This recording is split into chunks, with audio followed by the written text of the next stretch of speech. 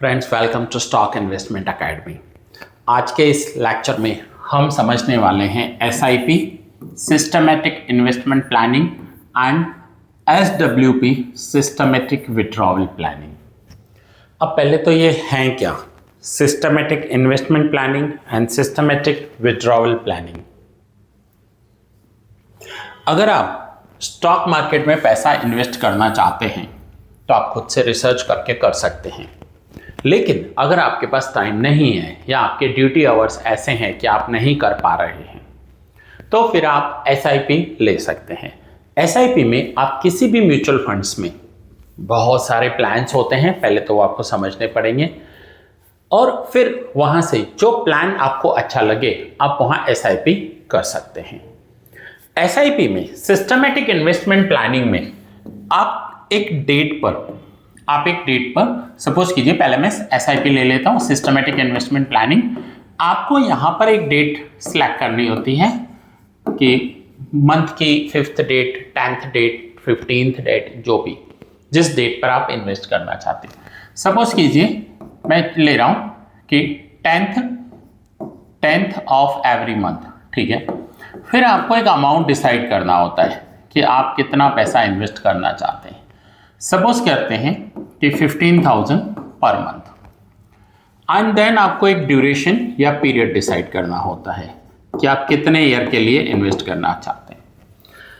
Systematic investment planning में आप कम से कम 20 ईयर्स का व्यू रखकर चलना, क्योंकि जो म्यूचुअल फंड्स होते हैं, और आप 6-12 महीने के लिए म्यूचुअल फंड्स में इन्वेस्ट मत करना। अगर 6-12 महीने इन्वेस्ट करना है तो आप एफडी चूज कर सकते हो, गोल्ड चूज कर सकते हो, बट अगर आपको लॉन्ग टर्म के लिए जाना है तो ही म्यूचुअल फंड्स में जाना है। म्यूचुअल फंड्स में बहुत सारी कंपनीज हैं, बैंक्स हैं, एचडीएफसी, आईसीआईसीआई, कोटक, हजारों कंपनीज हैं जो आपको म्यूचुअल फंड सर्विसेज प्रोवाइड करते हैं और ब्रोकर्स भी होते हैं। मैं यहाँ किसी का प्रमोशन नहीं कर रहा हूँ, बट ये एक वीडियो है, इलस्ट्रेशन पर्पस के लिए मैंने नेम लिया। सो आप यहाँ पर किस डेट पर कितना अमाउंट और कितने ड्यूरेशन के लिए इन्वेस्ट करना चाहते हैं, सपोज 20 ईयर्स के लिए। अब आपको कितना अमाउंट मिल सकता है, तो उस अमाउंट के लिए आपको जाना है गूगल पर और यहां सर्च करना है एसआईपी कैलकुलेटर।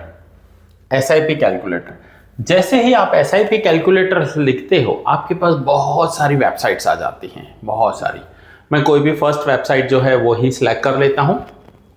अब यहां पर आपको दो ऑप्शन है, systematic investment planning monthly basis पर जाना चाहते हो या वन टाइम पे जाना चाहते हो। अब सपोज करो मैंने लिखा एसआईपी मंथली बेसिस पर और मैं यहां अमाउंट डाल रहा हूं 15,000 per month. Now expected rate of return, यहां पर देखिए एक लिखा हुआ है एक्सपेक्टेड इसलिए लिखा हुआ है कि ये पैसा जाता है स्टॉक मार्केट में और स्टॉक मार्केट का भरोसा नहीं होता है, कभी अच्छे रिटर्न्स मिलते हैं, कभी मीडियम मिलते हैं, कभी कम भी मिलते हैं। तो ऐसे में एक्सपेक्टेड रेट ऑफ रिटर्न, अब आप जिस म्यूचुअल फंड में इन्वेस्ट कर रहे हो उनके लास्ट 5 साल के एक्सपेक्टेड रिटर्न्स देख लेना।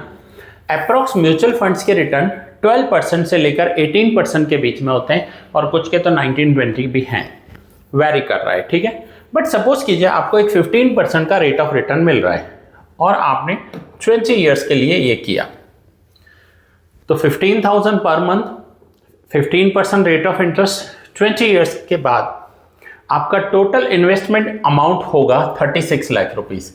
ये आपका टोटल इन्वेस्टेड अमाउंट है 36। ये हैं आपके एक्सपेक्टेड रिटर्न्स और आपको 20 ईयर्स के बाद मिलेंगे 1,99,06,000 रुपीस अप्रॉक्स, अगर रेट ऑफ रिटर्न 15% रहा तो। लेकिन सपोज कीजिए कि मैं यहां पर 18% कर देता हूं तो ये आपका अमाउंट हो जाएगा अप्रॉक्स 2,89,00,000 रुपीस। सो एसआईपी जितना आप कम एज में स्टार्ट करोगे उतना ज़्यादा बेनिफिट देगा।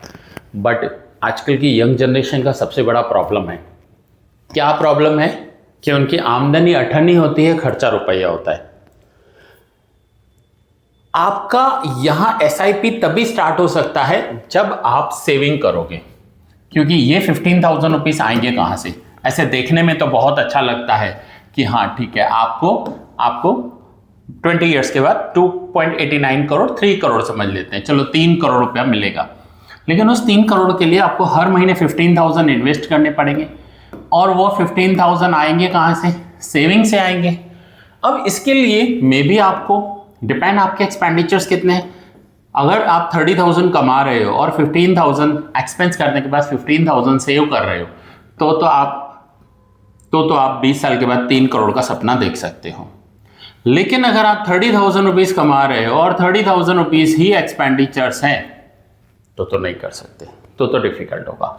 सबसे पहले यहां पर आपको चाहिए सेविंग्स। अनवांटेड डेप्रिशिएट होने वाले प्रोडक्ट्स में पैसा मत लगाना। अगर आपको कार की जरूरत नहीं है मत लो। अगर आपको कार की जरूरत है और 10 लाख की कार से काम चल रहा है तो शो ऑफ करने के लिए 50 लाख की कार लेने की कोई जरूरत नहीं है। अगर आपका काम एंड्रॉयड से चल रहा है 20, 25, 30 हजार से तो 1 लाख रुपए आईफोन में देने की जरूरत नहीं है। अनवांटेड डेप्रिशिएट होने वाली चीजों में पैसा मत डालिए। चलिए, अब ये हो सकता है कि अभी आपकी सैलरी 30,000 है जिसमें से आप 15,000 सेव कर लेते हैं, लेकिन आफ्टर 20 ईयर्स इन्फ्लेशन भी होगा, महंगाई भी होगी, रुपये की वैल्यू भी कम होगी। तो जैसे ही साल, 2 साल, 5 साल बाद आपकी सैलरी 30 में से 40, 50, 60 हो जाए, आप एक और एसआईपी स्टार्ट कर सकते हैं, आप एक और पॉलिसी ले सकते हैं। ठीक है, so that is called systematic investment planning.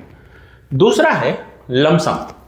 अब लमसम में क्या होता है कि सपोज कीजिए मुझे आज 5 लाख रुपीस कहीं से मिले, चाहे मुझे किसी ने गिफ्ट दिया, पेरेंट्स ने दिया, मुझे ऑफिस से कुछ एरियर्स मिले, या कोई इनकम हो गई, या कोई प्रॉपर्टी बेच दी। ठीक है, एक अमाउंट ले लेते हैं कोई भी। तो आप लमसम इन्वेस्टमेंट में भी जा सकते हैं। जरूरी नहीं है कि आप एक साथ हर महीने ही डालें, आप एक साथ भी डाल सकते हैं। अब लमसम अमाउंट में मैं यहां डाल देता हूं 25 लाख रुपीस। ठीक है, सपोज कीजिए मैंने एक फ्लैट बेचा आज, सपोज, बेचा नहीं है बट सपोज करते हैं कि एक फ्लैट बेचा 25 लाख रुपए का, और उस फ्लैट के पैसों को मैंने म्यूचुअल फंड्स में इन्वेस्ट कर दिया। 25 lakh, 18%, 20 years. So now after 20 years मुझे ये मिलेंगे 6 करोड़ 84 लाख रुपीस अप्रोक्स, 6 करोड़ 84 लाख। अब यहां पर हम कुछ ऐसा भी कर सकते हैं कि ये तो 20 ईयर्स के बाद मिलेंगे। अब सपोज मैं अपना ही एक एग्जांपल दूं कि मेरा एज 45, 46 है, ठीक है, और 20 ईयर्स के बाद मिलेंगे मीन्स जब मेरा एज 65 हो चुका होगा। बट मुझे इतना तक काम तो करना पड़ेगा 65 तक। बट अब मेरी प्लानिंग चल रही है कि मुझे आने वाले 10 साल ही काम करना है। जब मैं 55 की एज में आ जाऊंगा तब रिटायरमेंट लूंगा, ऐसा मैं प्लान कर रहा हूं। तो और आज मेरे पास 25 लाख रुपीस है, तो मैं इन 25 लाख रुपीस को 10 ईयर्स के लिए रख दूंगा म्यूचुअल फंड्स में, एंड मैं सपोज करता हूं कि 18% रेट ऑफ रिटर्न रहा, तो मुझे आफ्टर 10 ईयर्स जो अमाउंट मिलेगा वो मिलेगा 1 करोड़ 30 लाख रुपीस। अब ये जो 1 करोड़ 30 लाख रुपीस एंड 85,000 जो आपको व्हाट्सएवर जो भी अमाउंट आपको स्क्रीन पर दिखाई दे रहा है, सो अब इसे 55 के बाद मुझे विड्रॉ करना पड़ेगा। तो मैं विड्रॉ कैसे करूं? तो विड्रॉ करने के लिए अब ये तो डिसाइड है कि आज मेरे पास 25 लाख है। पूरा ध्यान से समझना, अब पूरा गेम स्टार्ट हो रहा है। 25 लाख रुपए आज हैं, मैंने 18% के अकॉर्डिंग 10 ईयर्स का रिटर्न देखा, तो मुझे 10 साल के बाद मिलेगा 1 करोड़ 30 लाख 84,000। मैं 1 करोड़ 30 लाख ले लेता हूं। अब मेरी एज हो जाएगी 10 साल के बाद 55 की। ठीक है, इज इट क्लियर? 55। अब यहां पर मैं SWP कैलकुलेटर सर्च कर रहा हूं। SWP calculator, systematic withdrawal planning. First website ही SBI की आ रही है, मैं उस पर क्लिक कर देता हूं। नाउ एट प्रेजेंट एज मेरी 45 है, मेरे पास आज 25 लाख रुपए हैं। वो 25 लाख रुपए मैंने लगा दिए 18% के हिसाब से म्यूचुअल फंड में, एंड आफ्टर 10 ईयर्स मुझे टोटल वैल्यू मिली 1 करोड़ 30 लाख। अब मैं जाऊंगा systematic withdrawal plan. Systematic withdrawal plan उनके लिए काम का है जिनको रिटायर होना होता है। सपोज कीजिए कोई किसी जॉब से रिटायरमेंट ले रहा है, VRS ले रहा है, आर्मी में है, डिफेंस में है, वो रिटायर होते हैं तो उन्हें एक अमाउंट मिलता है।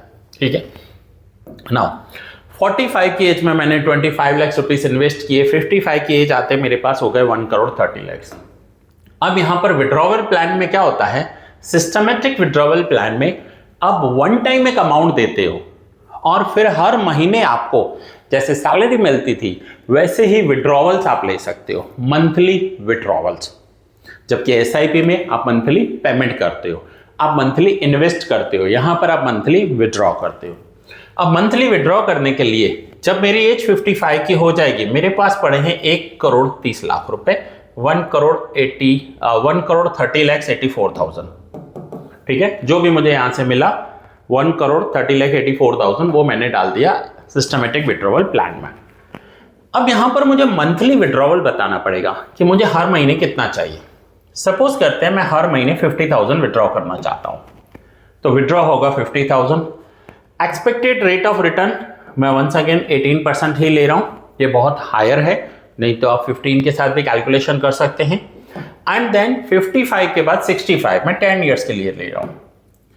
तो देखिए हर महीने 1,30,00,000 पर 18% एवरी ईयर रिटर्न होगा, तो महीने का रिटर्न होगा 1.5%। अब 1.5% में से 50,000 विड्रॉ करने के बाद भी मैं 10 ईयर्स में जो विड्रॉ करूंगा वो अमाउंट होगा 60 लाख रुपीस। 60 लाख कैसे आया, फिर से समझिए, 50,000 पर मंथ विड्रॉ कर रहा हूं into 12 means yearly 6 lakh and 10 years के लिए 60 लाख। 60 लाख अमाउंट विड्रॉ करने के बाद भी मेरा जो अमाउंट मीन्स जो मुझे मिलेगा वो होगा 5,42,00,000 रुपीस। 5,42,00,000 रुपीस। अब ये कैसे हुआ, मैंने आज 25 लाख रुपीस इन्वेस्ट किया, ठीक है। अब 25 लाख रुपीस मैं इन्वेस्ट कर रहा हूं और मेरा एज है 45 ईयर्स, ठीक है। आफ्टर 10 ईयर्स के बाद मेरा एज हो जाएगा 55 ईयर्स और 55 ईयर्स के बाद ये जो 25 लाख हैं ये हो रहे 1,30,84,000 एंड फिर से मैंने लमसम में इन्वेस्ट किया। अब मैं उसे SWP कर रहा हूं, सिस्टमैटिक विड्रॉवल प्लान, जिसमें से मैं 50,000 पर मंथ विड्रॉ कर रहा हूं। मेरा एज 10 ईयर्स के बाद हो जाएगा 65 ईयर्स एंड 65 ईयर्स के बाद भी जो मेरे पास अमाउंट बचेगा वो होगा 5 करोड़ रुपीस। अब यहां पर एक और चीज है, जरूरी नहीं है ना 18% मिले, तो मैं थोड़ा लोअर रिटर्न कर देता हूं। सपोज कीजिए मुझे यहां 15% मिला, तो कैलकुलेट करते हैं तो भी 50,000 विड्रॉ करने के बाद भी मेरे पास अमाउंट बचेगा 3,70,00,000। सपोज कीजिए मैं अमाउंट और कम कर देता हूं, मैं कर देता हूं 12%। 12% मीन्स 1% पर मंथ। फिर भी मैं कैलकुलेट कर रहा हूं तो 12% के अकॉर्डिंग भी मेरे पास 2,44,00,000 रुपीस होंगे। यहां पर हम इन्फ्लेशन काउंट नहीं कर रहे हैं। अब ये अमाउंट बढ़ कैसे गया उसके कैलकुलेशन को समझो आप। सपोज कर कि आपने इन्वेस्ट किया 1 करोड़ रुपीस, आपको रिटर्न आ रहा है 12% per annum. 12% per annum means per year, तो 1% मंथली हुआ, तो 1% जो रिटर्न होगा वो होगा आपका 1 lakh rupees. Is it clear कि आपने 1 करोड़ इन्वेस्ट किया और आपको 1% अगर वो कमा के दे रहे हैं म्यूचुअल फंड्स, तो आपको 1% के हिसाब से 1 लाख मिल रहा है। अब आपने यहां से विड्रॉ किया 50,000, तो स्टिल आपका 50,000 रुपीस बच गया। तो अब नेक्स्ट जो होगा वो आपका इन्वेस्ट होगा 1 करोड़ प्लस 50,000। सो ऐसे करके हर महीने क्या होगा, आपके रिटर्न्स आ रहे हैं 1 लाख रुपीस और आप उसमें से विड्रॉ कर रहे हो 50,000, तो 50 वहां सेव होते जाएंगे और वो अगर 50 सेव होते गए तो उसके नेक्स्ट मंथ का जो इंटरेस्ट होगा वो आपको उस बड़े हुए अमाउंट पर मिलेगा। अब ऐसा 1 साल तक चला। 1 साल तक आपने 50-50 विड्रॉ किए, आपको 1-1 लाख रुपए हर महीने इनकम हुई, तो 50,000 पर मंथ के हिसाब से 1 साल का 6 लाख रुपीस एडिशनल सेव हो गया होगा।